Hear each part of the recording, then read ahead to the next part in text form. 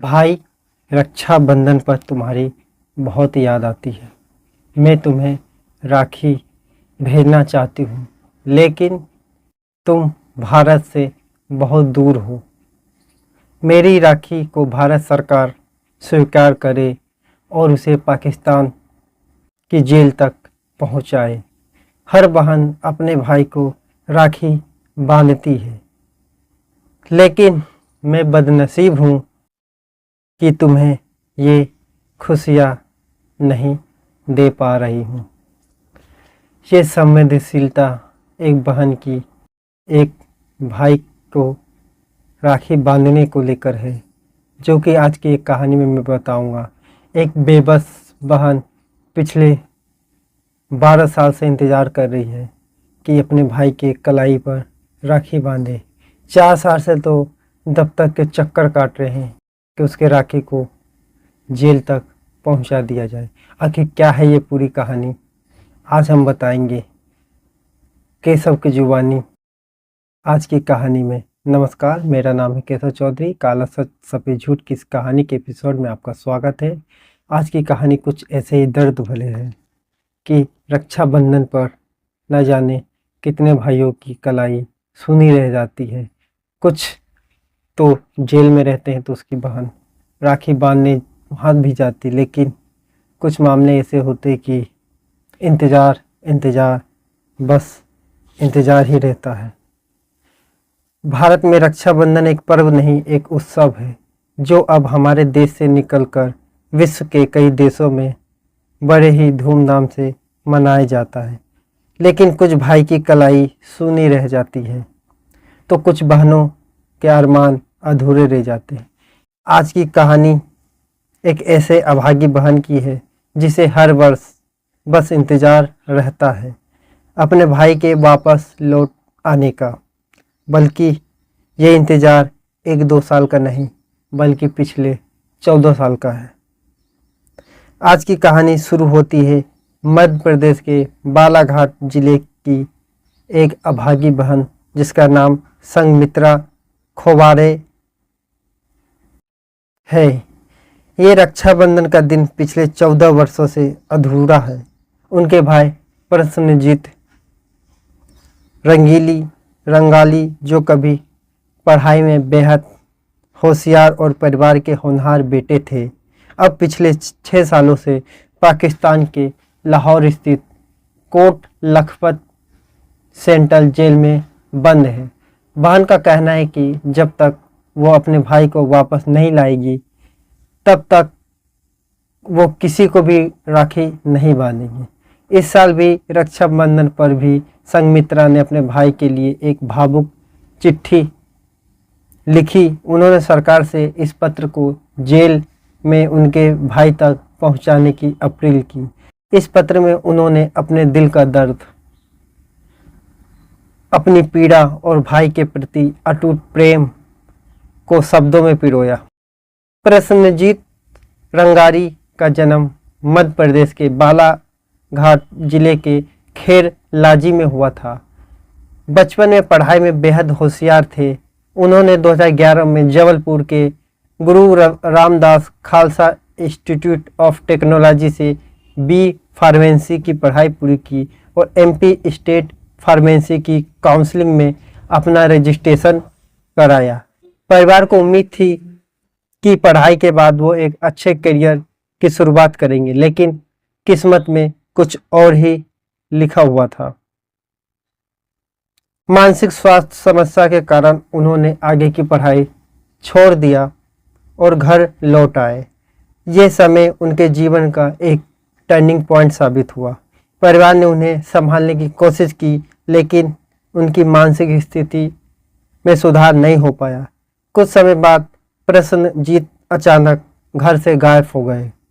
परिवार ने हर जगह तलाश की, लेकिन उनका भाई का कुछ पता भी न चला। 8 महीने बाद वो वापस लौटा और अपनी बहन के घर रहने लग गया। कुछ समय बाद फिर माता पिता के पास वो रहने के लिए चला गया, लेकिन फिर एक दिन वो दोबारा बिना किसी को बताए घर से निकल गए। इस बार उनका कोई सुराग नहीं मिला। महीनों की खोजबीन और निराशा के बाद परिवार ने मान लिया कि अब प्रसन्नजीत इस दुनिया में नहीं रहे। करीब 12 वर्ष बीत चुके थे कि साल 2021 में संघमित्रा के पास एक फ़ोन आया। कॉल करने वाले का नाम था कुलदीप सिंह, जो 29 साल पाकिस्तान की उसी जेल में रहकर भारत लौटे थे। उन्होंने बताया कि उनका भाई प्रसन्नजीत पाकिस्तान के लाहौर के कोट लखपत सेंटर जेल में बंद है और वो सुनील अधे के नाम से रह रहा है। कुलदीप सिंह ने बताया कि जेल में रहते हुए प्रसन्नजीत ने उन्हें अपना असली नाम और भारत में अपने रिश्तेदारों के नाम भी बताए थे। यह सुनकर संघमित्रा के पैरों तले से जमीन खिसक गई। कुलदीप के मुताबिक 1 अक्टूबर 2019 को पाकिस्तान के बाटापुर इलाके से प्रसन्नजीत को हिरासत में लिया गया था। उस समय तक उन पर कोई औपचारिकता आरोप तय नहीं हुआ था। पाकिस्तान में कई भारतीय नागरिक बिना मुकदमे के वर्षों तक जेल में पड़े रहते हैं और यही हालत प्रसन्नजीत की भी है। संघमित्रा बताती है कि भाई की पहचान से जुड़े दस्तावेज को भारत में मंत्रालय को भेजा गया था, लेकिन उनकी पुष्टि उसी दिन आई जिस दिन उसके पिता गोपचंद रंगारी का निधन हुआ। वो बेटा का चेहरा देखे बिना ही इस दुनिया से चले गए। माँ मानसिक रूप से बीमार है और पड़ोसियों की मदद से अपना जीवन यापन कर रही है। संघमित्रा बताती है कि उनकी भांजिया भी अपने मामा को देखने के लिए तरस रही है और माँ हर दिन उनके लौटने का इंतज़ार करती है। पहलगाम हमले के बाद भारत और पाकिस्तान के बीच चिट्ठी व कुरियर सेवा बंद हो गई थी। इसका मतलब है कि संघमित्रा का खत फिलहाल उनके भाई तक नहीं पहुंच सकता। ये स्थिति उनके लिए और भी दर्दनाक है।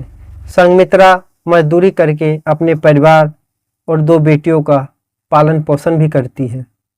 उनके पति राजेश भी मजदूरी करते हैं और सास बीड़ी बनाकर थोड़ी आय अर्जित करती है।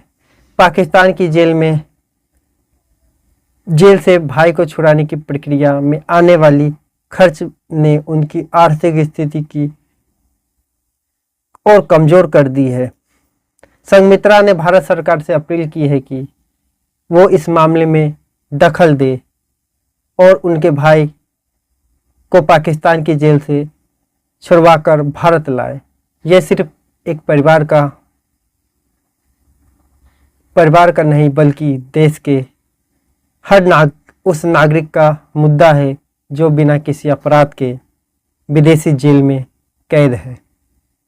भारत और पाकिस्तान के बीच कई ऐसे मामले रहे हैं जहां दोनों देशों के नागरिक गलती से सीमा पार कर गए और वर्षों तक जेल में बंद रहे। समय समय पर दोनों देशों के बीच कैदियों की अदली बदली होती है, लेकिन कई मामले राजनीतिक तनाव के कारण अटके रहते हैं। प्रसन्नजीत का मामला भी इसी श्रेणी में आता है। दोस्तों, संघमित्रा ने यह भी अब तो उन्होंने कसम खा लिया है कि जब तक वो अपने भाई को वापस नहीं लाएगी वो किसी और को राखी नहीं बांध सकती है।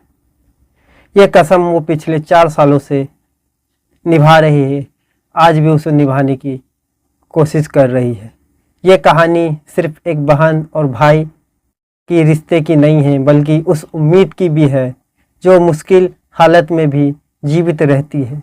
संघमित्रा को यकीन है कि एक दिन उनका भाई वापस आएगा और तब अपनी ज़िंदगी के सबसे बड़े रक्षाबंधन का त्यौहार मनाएगी। संघमित्रा 4 साल से सरकारी दफ्तर के चक्कर काट रहे हैं। पाकिस्तान जेल में बंद भाई को लिखा भावुक खत जिसने भी पढ़ा, जिसने भी सुना, उसकी आंखें नम हो गई। अब देखिए 4 साल से रिहाई के लिए संघमित्रा लड़ रही है, आने वाले समय में भारत सरकार उसकी क्या मदद करती है? एक सबसे बड़ा सवाल है। क्या प्रसेनजीत वापिस भारत आएगा? क्या उसकी कलाई पर संघमित्रा की राखी सजेगी? यह एक सवाल छोड़ के जा रहा हूँ, इसका जवाब ढूंढिएगा ज़रूर। फिलहाल कहानी में इतना ही। फिर मिलते हैं किसी नई कहानी के साथ। जब तक के लिए नमस्कार। भरोसा नहीं है क्या तुझ पर मुझे? भरोसा नहीं है क्या मुझे